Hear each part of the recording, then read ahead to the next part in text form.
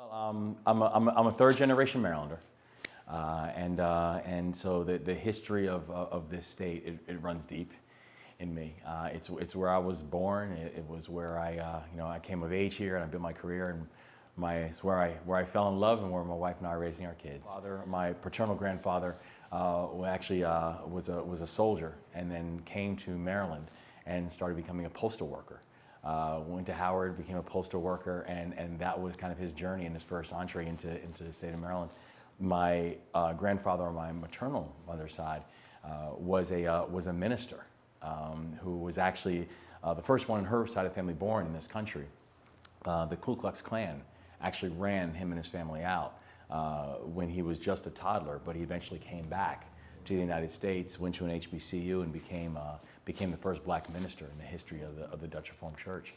And so I think that this history and this evolution, I think, is very much something that has been ingrained in my life. And when I think about what this state is, and I think some things that kind of led me to this point, where running to be the chief executive, running to be the governor, it really is with a firm appreciation of what this state is, a firm appreciation of the beauty of this state, a firm appreciation of what this state has given to my family, and a firm appreciation of how much more we have to do and how much more we can do. And people always ask me, they're like, what was the thing about military school that changed? Was it the waking up at 5 o'clock in the morning, or was it the push-ups? And all that is real, and they make you do all that stuff. But I honestly believe the most important thing I got out of that was leadership. The will and the instinct to step up when you needed to. The instinct and the will to say when you see something that's wrong, that you have a responsibility to do something about it. When I finished up high school, I joined the Army right out of high school. And I went to a junior college first, and I got my associate's degree. And then when it was time for me to figure out, okay, where do I want to finish my undergrad experience, the idea of Hopkins was something where it was a special opportunity for me, because also it was a chance for me very much to come back to a place that I very much considered home. But one of these things where, and the reason that I went over to England was because I was doing an internship with Mayor Kurt Schmoke, who was the former mayor of Baltimore. And during my last day of my internship with him, he called me into his office, and he said, I want to show you something. And he said, have you ever heard of the Rhodes Scholarship? And I said, I'd heard of it, because he was a former Rhodes Scholar. And I said, but I didn't do much more than that. And he said, I want you to apply for it. And he actually brings me over to his desk, and he points to a picture in his office. It's a picture of his Rhodes class. Ironically, a picture of me looking at that picture and him pointing to it actually sits in my office right now. And I went back and I applied, and I became the first black Rhodes Scholar in the history of Johns Hopkins University. And that was all because Mayor Schmoke helped to light my path. I first joined the military in 1996. I became a commissioned officer in the United States Army in 1998. And I didn't realize when I first put on that butter bar that 3 years later that we would be attacked. And just months after that, all these soldiers who I trained with, all these soldiers who I came up with, all these soldiers who I went to jump school with, all these soldiers I did this with, were now getting ready to get their deployment orders. And it's interesting, it goes back to the time at the Rhodes Scholarship, because I left for England on September 23rd of 2001. Literally 2 weeks after 9/11. And so as I'm getting ready to head over to England on a Rhodes Scholarship, many of my soldiers were getting ready to mobilize and head over to Afghanistan, and for many of our soldiers later on, it was Iraq. And I remember just feeling very torn about it. And to the point where literally I was calling up my commanding officers and calling up the Army and saying, what should I do? And their answer was simple. They said, you need to go and finish your scholarship. They said, we won't forget where you are. You need to go finish your scholarship. And then once I finished that up, I remember getting actually a call from one of my dear friends, one of my mentors, who at that time was a major and who is now a 3-star general. And he said something to me that I won't forget, and I haven't forgotten. And he basically just said, so when are you going to get into the fight? And that's when I realized, and that was I've completed my time at Oxford, and I knew it was time to get into the fight. And so that's what I did. I mobilized, joined back up with the 82nd Airborne Division, trained back up, and then we head over to Afghanistan again. No matter how much you try to prepare yourself or others for reacclimation and reentry, it's just very complicated.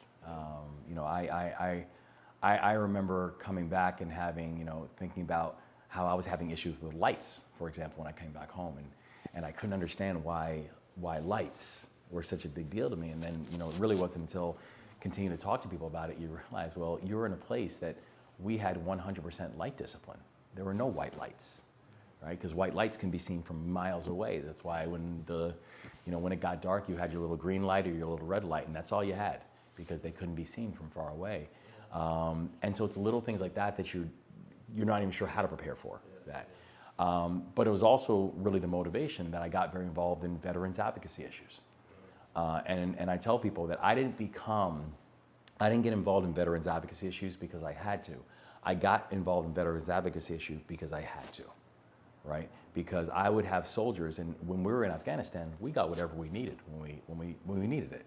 And I had soldiers who would come back, and it would be 9 months before a doctor would see them. And I felt like promises were being broken. And so the reason that I got involved with these type of issues, the reason that I, joined the board for, Iraq and Afghanistan Veterans of America, the reason we argued and pushed for changes to the new post 9/11 GI Bill, the reason that we, pushed for adjustments to Don't Ask, Don't Tell, the reason that I got involved in veterans advocacy issues and creating better supports for veterans and their families was I just felt like promises were being broken, and that I had a voice and a role to be able to try to address that.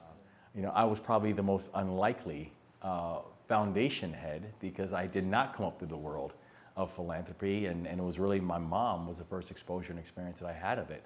But it was something that I realized that if you had a chance to lead one of the largest anti-poverty organizations in America, if you had a chance to take something that you have, issues that you have committed your life to, and have a platform like that to be able to do it, I realized that without even, very almost unintentionally, how prepared I was to step into that seat, right? Where when I was leading soldiers in combat, I wasn't thinking to myself, hey, this is gonna be great when I lead one of the largest anti-poverty organizations in America, or when I was running an organization, but you realize how much that did set you up to be successful. And so,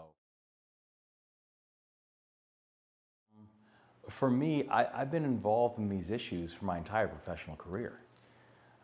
There's not a single issue that we talk about on the campaign trail. There's not a single issue that I hear from voters every single day. There's not a single issue that we hear, whether it's in the Eastern Shore or Western Maryland or in the Baltimore region or Central Maryland, that I haven't been working on these issues.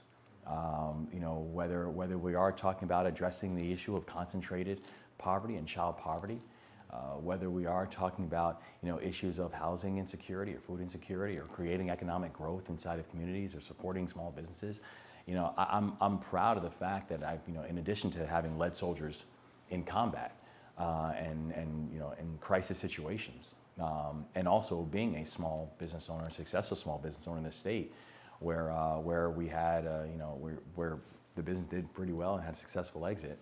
And then also running one of the largest anti-poverty organizations in America. I've been a public servant for my entire life.